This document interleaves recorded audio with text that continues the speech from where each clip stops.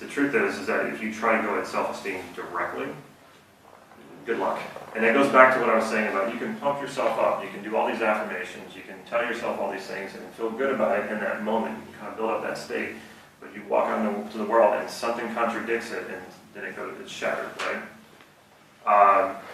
So going at self-esteem directly is just not going to work. Doing it inside. Well, because that projection is coming from the inside, it's coming from your self-concept. Okay. So, we're going to get into this later, but, okay, so there's, I'm going to move through this really fast. If you don't understand it, don't worry, I'm going to come back to it tomorrow. What about people who identify who they are, what they are, or who they are by what they're not? So, for example, I'm not a cruel person. And if I say I'm not a cruel person, but I don't have a concept of what I am instead of cruel. And a lot of people do this. So you ask them what do they want, they tell you what they don't want. You say, who are you, or what are you? Who describe yourself. And they describe themselves in terms of who they're not. If I do that, then I have to constantly keep focusing on the thing that I don't like. So if I say I'm not a cruel person, what images do you think I'm making when I say that? Cruelty. And now I have a certain coding on it to say bad, but that's the images that I'm seeing. So what happens when I walk out into a world and I have all this unconscious stuff about who I am not being cruel? What am I going to see all around me? Cruelty. Yeah.